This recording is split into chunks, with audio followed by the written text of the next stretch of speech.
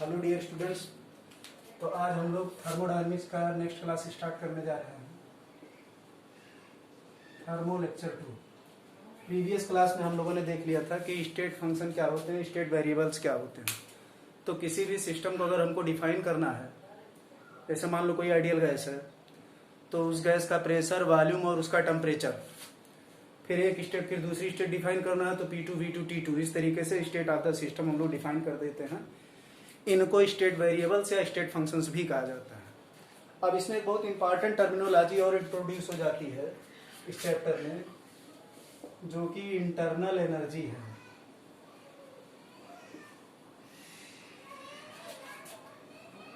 As a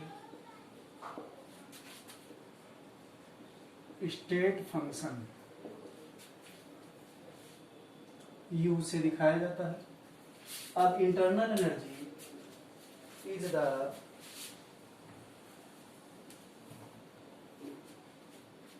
it is a quantity which represents the total energy of the system. First point,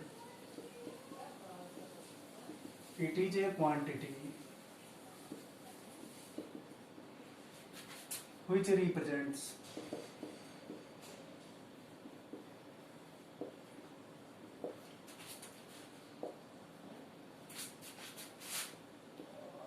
the total energy of a system. अब ये total energy किसी भी type की, मतलब mechanical energy,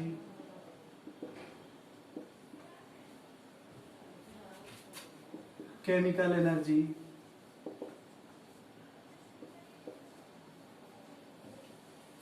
electrical energy,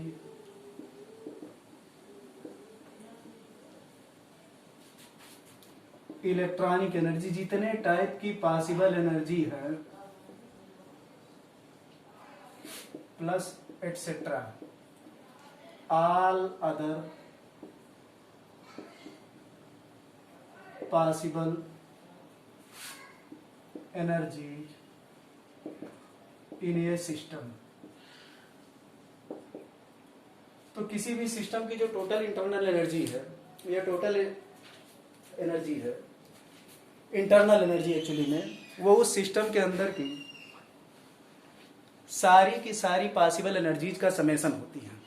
और ये energy mechanical energy हो सकती है, केमिकल एनर्जी हो सकती है।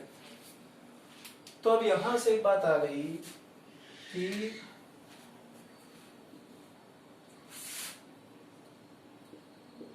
इट्स एब्सोल्यूट वैल्यू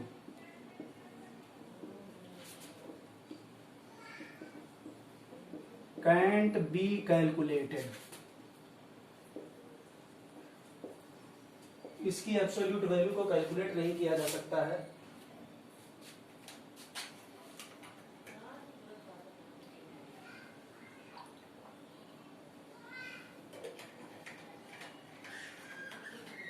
अब किसी भी सिस्टम की इंटरनल एनर्जी को हम लोग, it can be changed, it can be changed by any one of the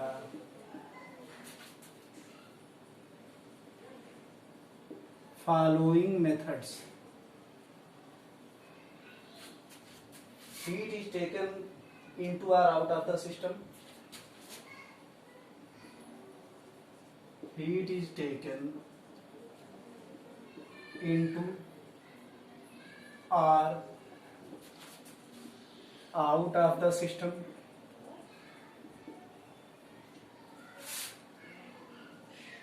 Work is done on or by the system. Exchange of matter.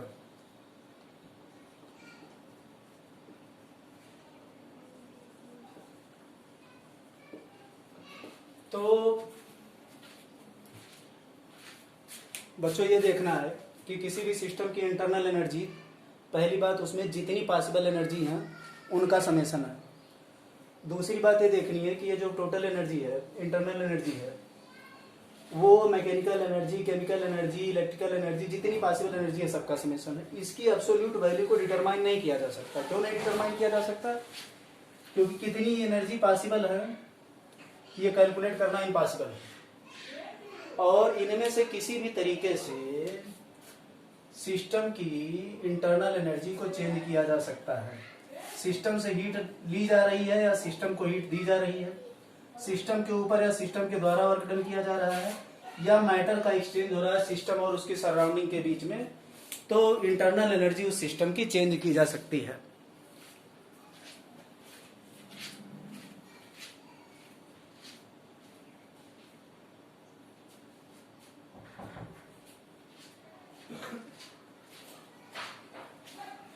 ठीक है बच्चों, तो अब हम लोग इसके आगे चलते हैं।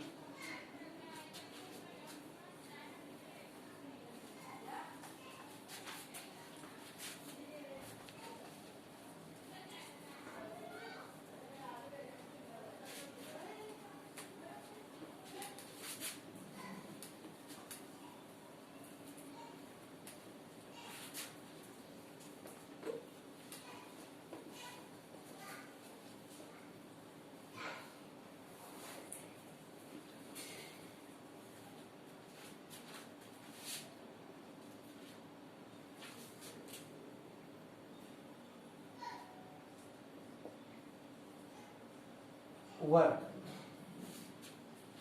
तो change in internal energy by doing work, हम ये केस देखेंगे। Change in internal energy by doing work.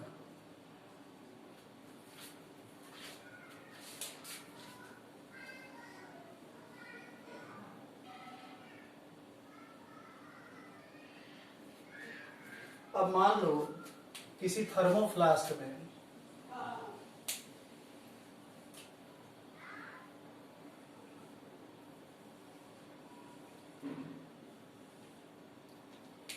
ये कोई थर्मो फ्लास्क है, और जैसा कि हम लोग प्रीवियस क्लास में देख ही चुके हैं कि ये जो थर्मो फ्लास्क होता है ये कैसा होता है? इंसुलेटिंग। तो इस थर्मो फ्लास्क में पानी भरा है। अब अगर ये थर्मो फ्लास्क है तो एनर्जी का एक्सचेंज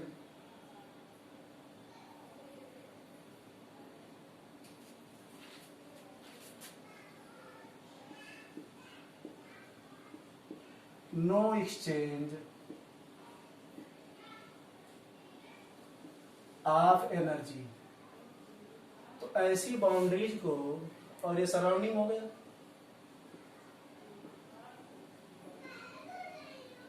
तो अगर कोई हीट का एक्सचेंज नहीं हो सकता है तो सराउंडिंग इस टाइप के सिस्टम को हम लोग नो एक्सचेंज ऑफ एनर्जी, तो इस टाइप का जो सिस्टम है उसको हम लोग एडियाबेटिक कहते हैं। तो एडियाबेटिक सिस्टम का मतलब Q0, सिस्टम से सराउंडिंग के बीच में कोई हीट का एक्सचेंज नहीं हो रहा है, तो Q0। तो adiabatic process is a process in which there is no exchange of heat between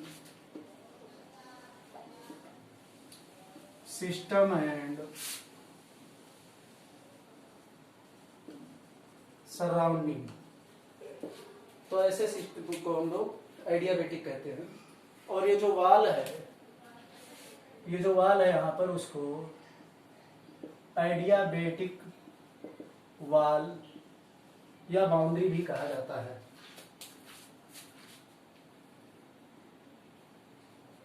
तो इसकी इंटरनल एनर्जी को हम चेंज नहीं कर सकते,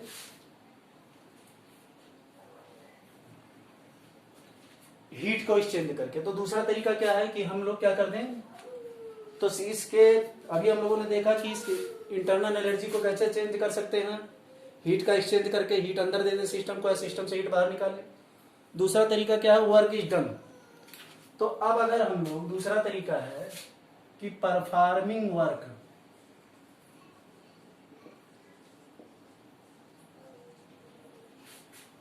परफॉर्मिंग वर्क। अब अगर हम लोग इसके ऊपर वर्क करें तो हम लोग क्या करेंगे, मैकेनिकल वर्क डन। तो मैकेनिकल वर्क डन होता है कि मैकेनिकल वर्क, अब इसमें वाटर भरा था तो मैकेनिकल वर्क में इसके अंदर कोई पैडल वगैरह डाल के ऐसा अरेंजमेंट करे कि उसको घुमाए तेजी से तो कुछ वर्क डन करे, तो मैकेनिकल वर्क डन हो गया। Electrical work done, current pass कर दें। या दूसरा तरीका क्या है, इलेक्ट्रिकल वर्क डन। तो इन दोनों तरीकों से यहां पर वर्क परफॉर्म किया जा सकता है और सिस्टम की इंटरनल एनर्जी को चेंज किया जा सकता है।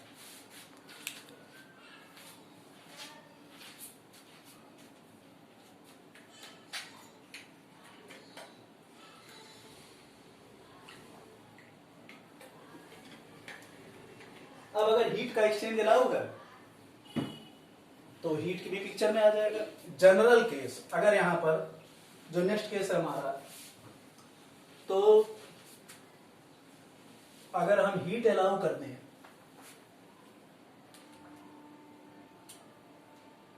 डी पार्ट हो गया हीट, तो change in internal energy by, यहां पर क्या हो गया, एक्सचेंजिंग हीट। अब जब एक्सचेंजिंग हीट हम करेंगे तो ये जो सिस्टम है इसकी बाउंड्रीज को चेंज करना पड़ेगा, कंडक्टिंग बाउंड्री हो जाएगी। तो पहला तरीका हमने देखा कि हम लोग इंटरनल एनर्जी चेंज कर रहे हैं जब हम लोग वर्क डन परफॉर्म कर रहे हैं। और दूसरा तरीका क्या हो गया कि हम लोग सिस्टम को हीट दें। अब हीट दें तो बाउंड्री मस्ट बी कंडक्टिंग। तो दूसरा तरीका हो गया कि हमने कोई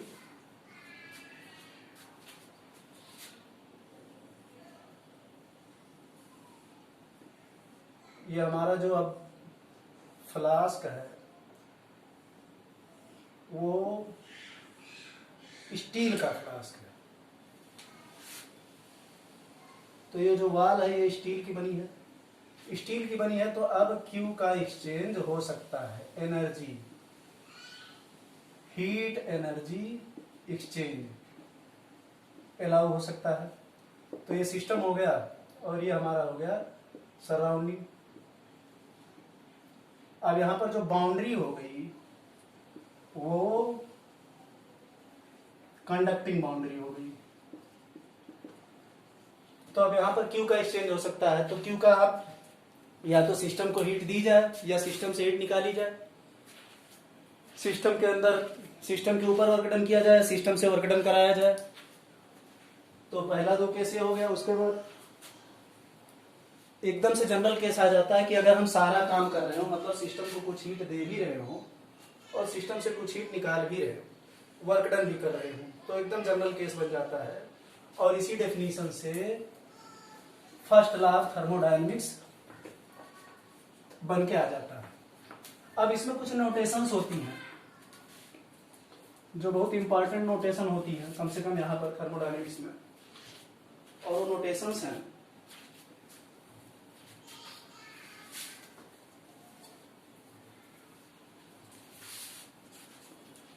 तो बेटा वो नोटेशंस हैं कि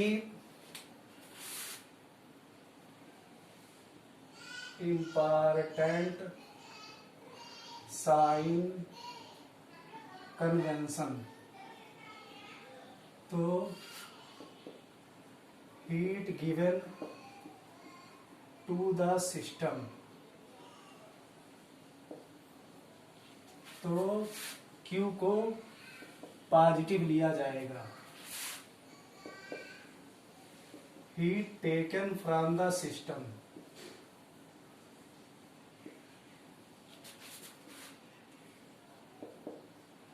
तो Q को निगेटिव लिया जाएगा।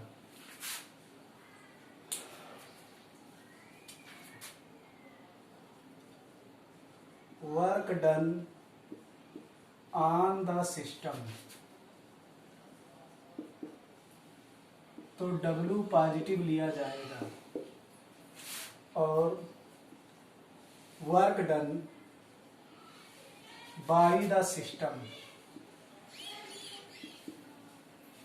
तो W निगेटिव लिया जाएगा। ये बहुत इंपॉर्टेंट कन्वेंशन है और जब भी आप न्यूमेरिकल प्रॉब्लम्स लगाएंगे तो इनका यूज करेंगे। तो heat taken from the system given to the system positive, heat taken from the system Q negative, work done on the system W positive, work done by the system W negative. तो अब हम लोग general case discuss कर लेते हैं। The general case, और यही चीज हमारा फर्स्ट लॉ ऑफ थर्मोडायनेमिक्स हो जाएगा, जिसको शॉर्ट फॉर्म में हम लोग FLOT लिखते हैं, फर्स्ट लॉ ऑफ थर्मोडायनेमिक्स। तो let initial total energy, total internal energy is U1, unit हम जूल ले सकते हैं, कैलोरी ले सकते हैं। Q amount of heat is given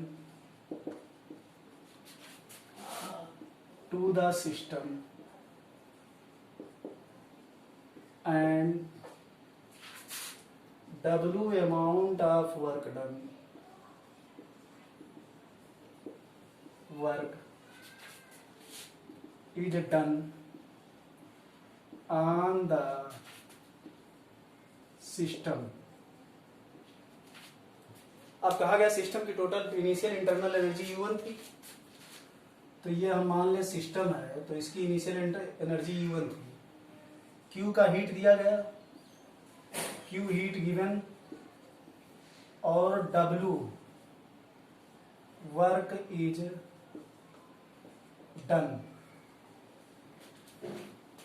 तो फाइनल एनर्जी यहां से हम लोग क्या लिख सकते हैं, तो यहां पर final total energy U2, U1 की एनर्जी पहले से थी, Q बाहर से दे दिया गया, W Q बाहर से दिया गया तो Q पॉजिटिव हो गया, तो U1 plus Q plus W,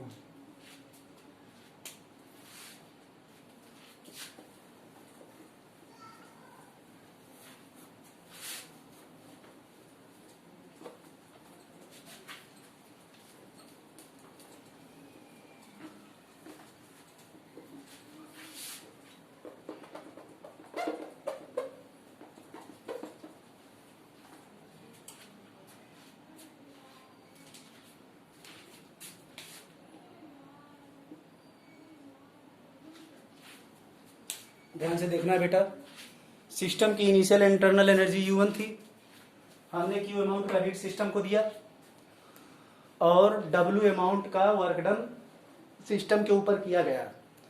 तो टोटल पर U1 की एनर्जी पहले से थी, Q की हीट तुमने दे दी और W का वर्क डन कर दिया, तो टोटल जो फाइनल एनर्जी हो गई, तो U2 minus U1 equals to Q plus W, तो delta U equals to Q plus W। ये हमारा चेंज इन इंटरनल एनर्जी, और यही जो चेंज इन इंटरनल एनर्जी आया है हमारा सबसे जनरल केस हो गया। अब यहाँ पर हम लोग सिस्टम से हीट का एक्सचेंज कर रहे हैं और सिस्टम के ऊपर वर्क डन भी किया जा रहा है। अब ये जो हमारा फर्स्ट लॉ थर्मोडायनेमिक्स है, FLOT is actually law of conservation of energy ही है। FLOT हमारा law of conservation of, FLOT में बार बार कह रहा हूँ, FLOT हमारा क्या है, फर्स्ट लॉ ऑफ थर्मोडायनेमिक्स। तो FLOT law of conservation of energy है और delta U equals to Q plus W हो जाएगा।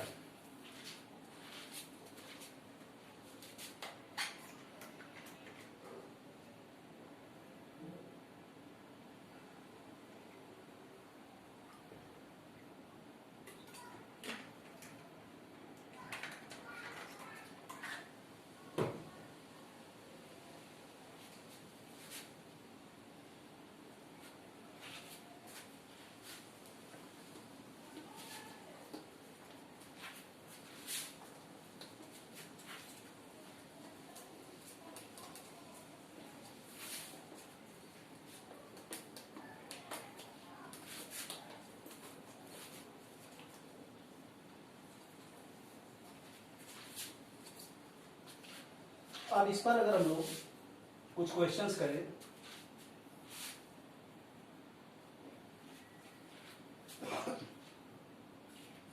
तो कहा गया calculate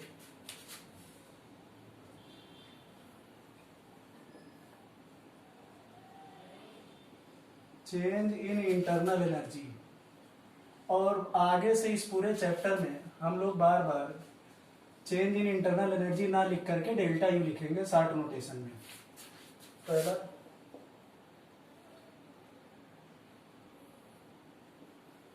no heat is exchanged and W work is done.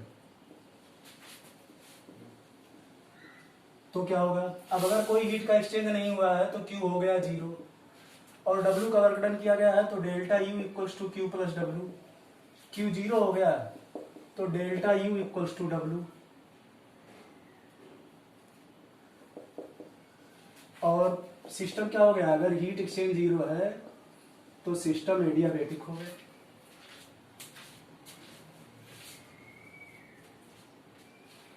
अब कहा गया no work is done on system but Q amount of heat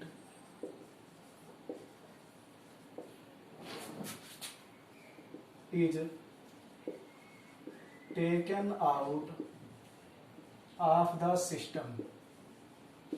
तो Q को निकाल लिया गया, Q अमाउंट ऑफ हीट निकाला गया, तो system heat taken from the system negative, तो delta U equals to minus Q plus W। अब W 0 है तो चेंज इन इंटरनल एनर्जी हो गया माइनस Q। जो थर्ड केस है,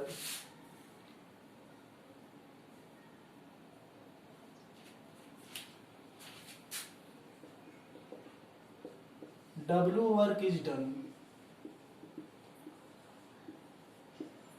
by system and Q heat is given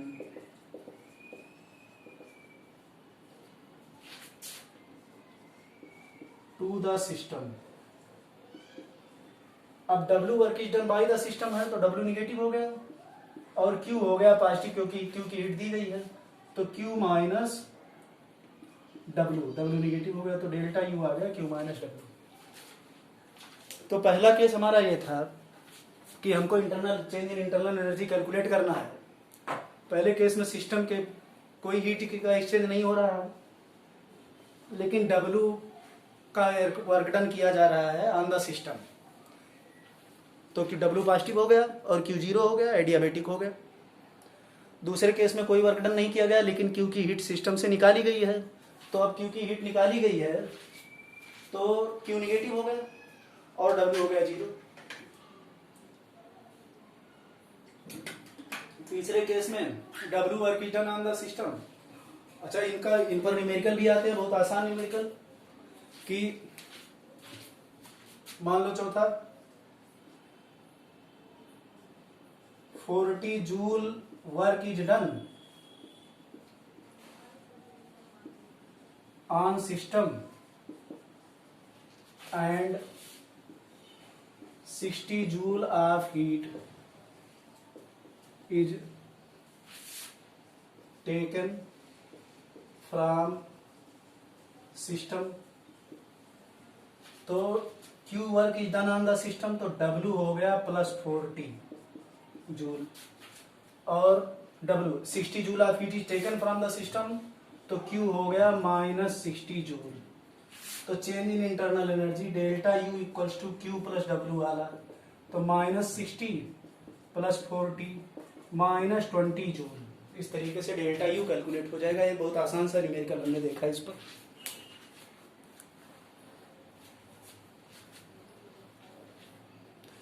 तो इसी तरीके के न्यूमेरिकल आते हैं जिनको हम लोग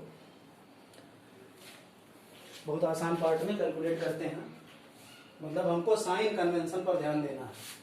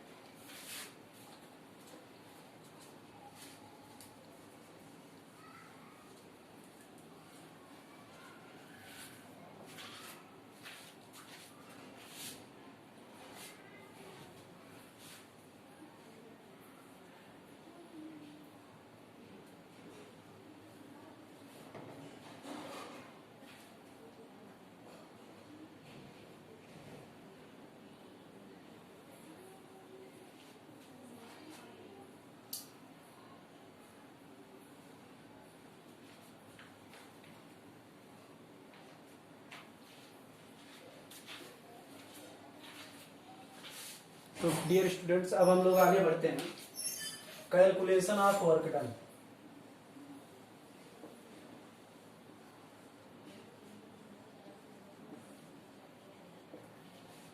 तो मान लो हमारे पास ये कोई पिस्टन है,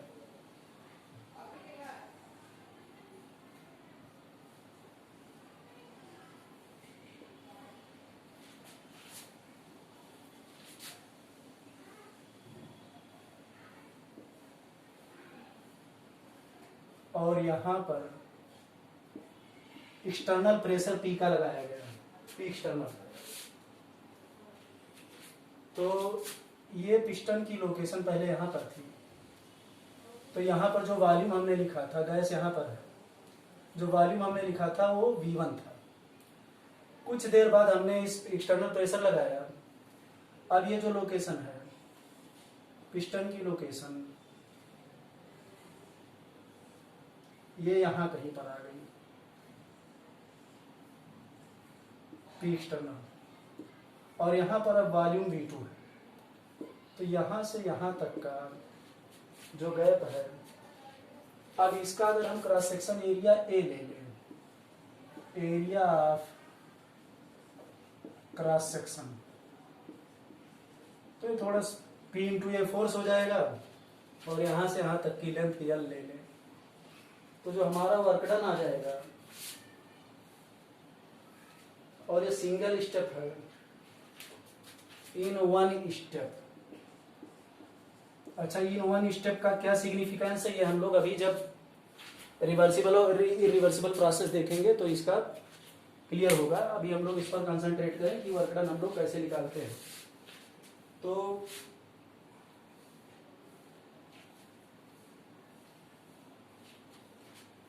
volume change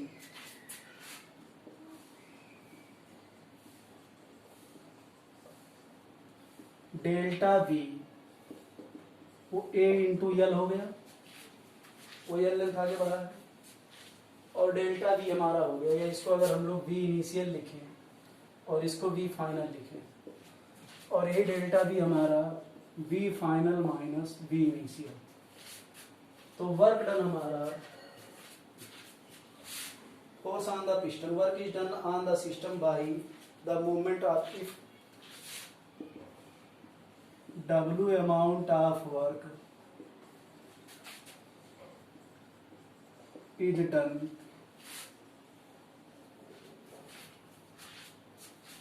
on the system by the movement of the piston,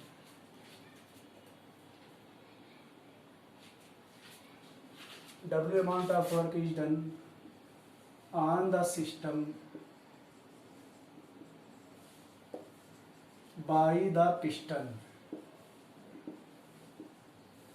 तो W equals to minus P external into delta B, work done दिखाया जा सकता है, या P external into A into L, तो पी एक्सटर्नल इंटू ए हमारा force हो जाएगा और एल डिस्प्लेसमेंट हो जाएगा।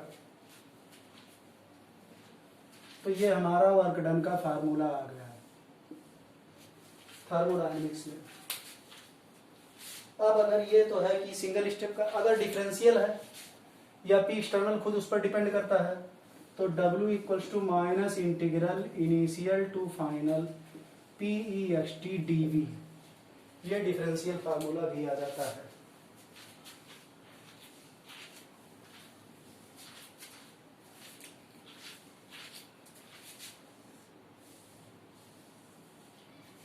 इनिशियल टू फाइनल,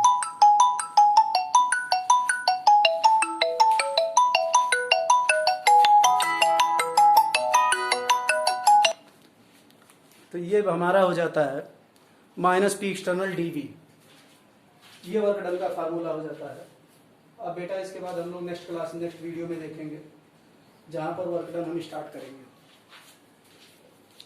देख ही लेते हैं।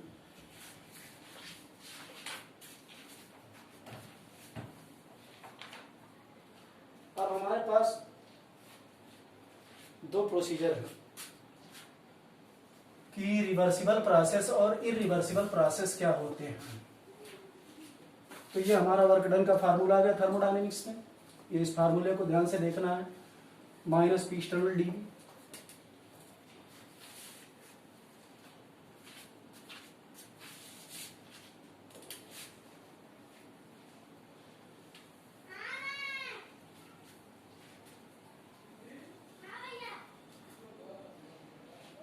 तो दो टाइप के प्रोसेस हो गए, रिवर्सिबल प्रोसेस और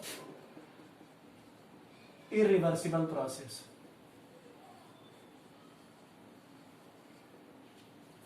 रिवर्सिबल प्रोसेस में पहला पॉइंट जैसा नाम है, इट कैन बी रिवर्स्ड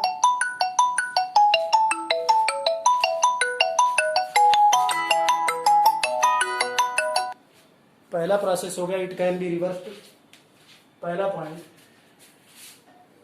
और पहला पॉइंट हो गया it can not be, it can not be reversed. दूसरा स्टेप हो गया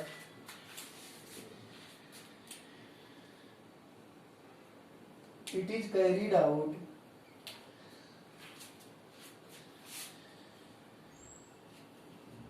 infinitely slowly, it is carried out infinitely slow। और इसमें दूसरा पॉइंट हो गया it takes fixed time। ध्यान देना इस बात पर, it is carried out infinitely slow, मतलब इसी चीज को हम लोग कह देते हैं क्वासी स्टैटिकली। दूसरा पॉइंट हो गया।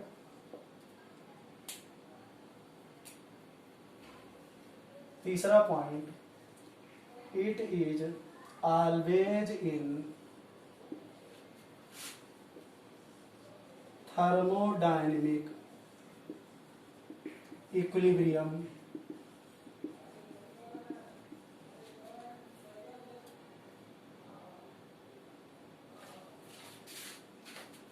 at each step,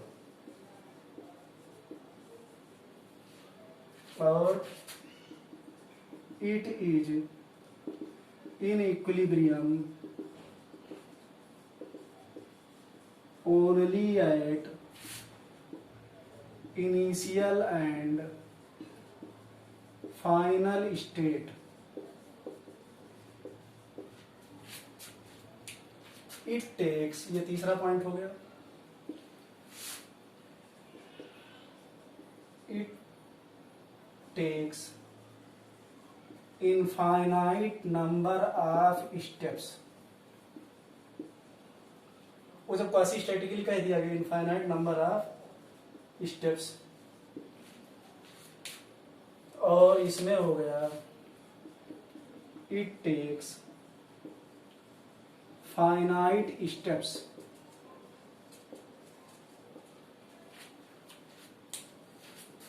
Each step, each and every point is well defined. Each and every point of the process is well defined.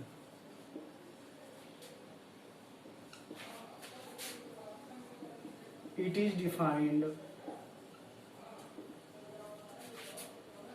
only at initial and final states.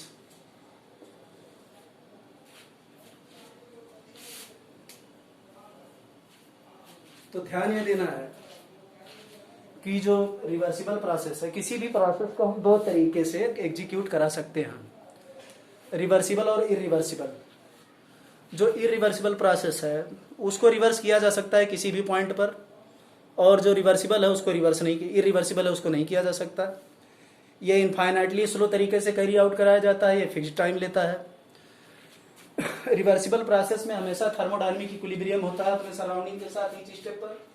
Irreversible process में केवल initial और final state पर thermodynamic equilibrium होता है. इसमें infinite number of steps होते हैं, लेकिन और उसमें फाइनाइट होते हैं. रिवर्सिबल प्रोसेस हर पॉइंट पर डिफाइंड होता है, और इरिवर्सिबल प्रोसेस हर पॉइंट पर डिफाइंड नहीं होता, केवल इनिशियल और फाइनल पॉइंट पर डिफाइंड होता है. तो अब हम लोग आ जाते हैं, ये रिवर्सिबल और इरिवर्सिबल प्रोसेस हो गए. तो बारी बारी से हम लोग वर्क डन वगैरह देखेंगे, कैसे कैसे किसमें कैलकुलेट किया जाता है.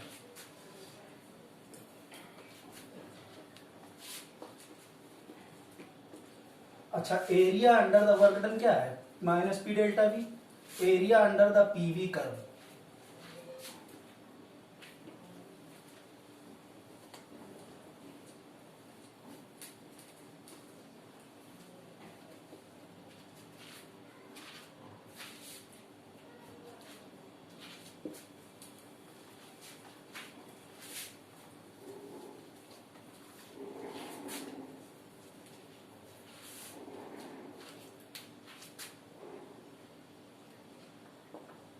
Work done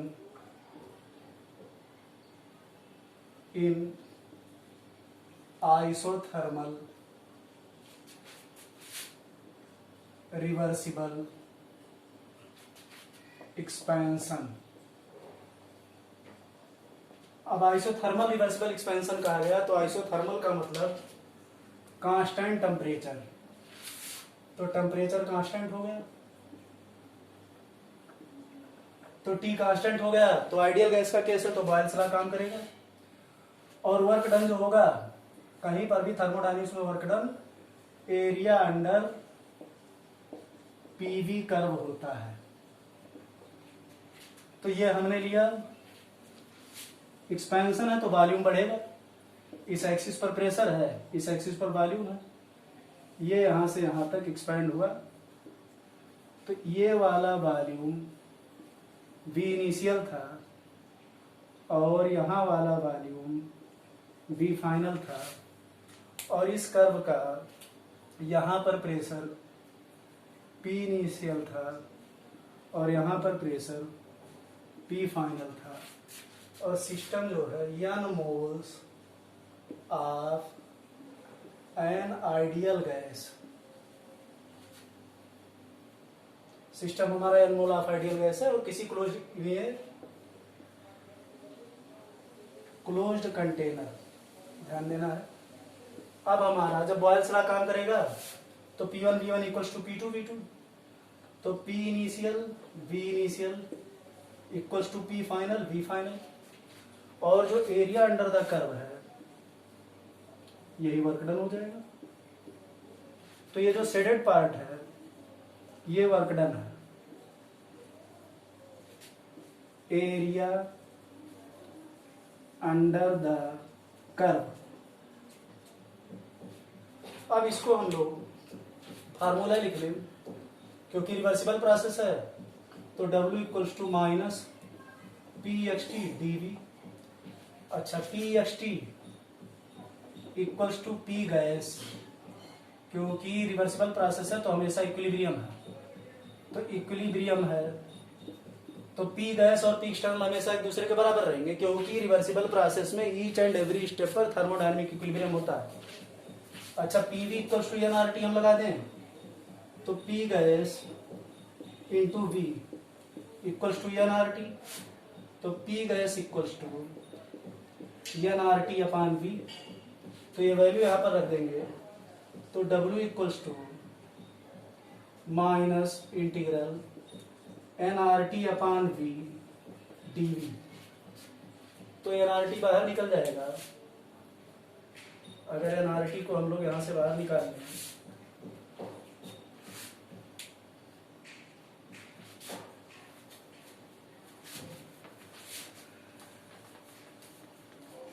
तो यहाँ से calculation ln integral dV upon V हो जाएगा, तो ये आ जाएगा W equals to minus nRT ln V और initial value V initial to V final,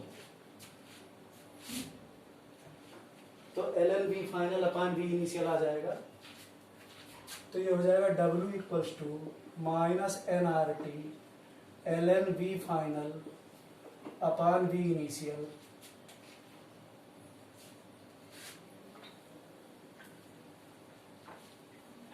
ये V initial V final limit रखी गई है।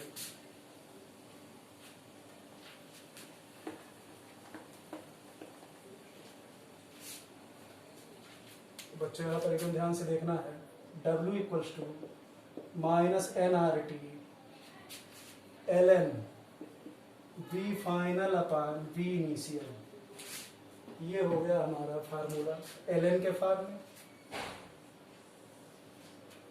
और लास्ट के फॉर्म में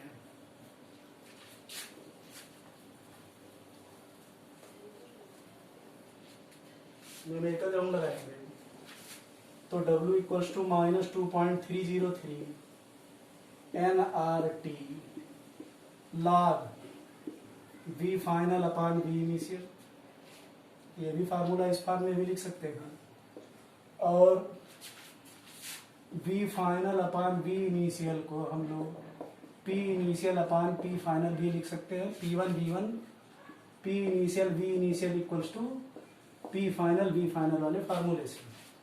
तो ये हमारा हो जाएगा W equals to minus nRT ln P initial upon P final, या W equals to minus 2.303 nRT log P final P initial upon P final. तो ये दोनों भी फार्मूले हो गए हमारे आइसोथर्मल रिवर्सिबल एक्सपांशन, जब n मोल आइडियल गैस का किया गया तो उसमें ये दोनों फार्मूले हमारे वर्क डन के फार्मूले हो गए। अब इसके बाद बेटा हम लोग वर्क डन देखेंगे, लगभग एक क्लास में कई टाइप के वर्क डन देखेंगे बारी बारी से, तो वो वहां तक कवर हो जाएगा। तो यहाँ पर ध्यान से देखना है कि हमने लिया क्या है, n मोल एक आइडियल गैस का लिया और P इनिशियल उसका इनिशियल प्रेशर था, V इनिशियल इनिशियल वॉल्यूम था, और ये गैस एक्सपैंड की, B फाइनल हो गया। फिर हम लोगों ने जो रिवर्सिबल प्रोसेस के लिए वर्क डन वाला केस है, minus integral P X T D V वाला फार्मूला लगाया, तो ये आ गया हमारा वर्क डन का फार्मूला। अब इसके बाद बेटा नेक्स्ट क्लास में देखते हैं।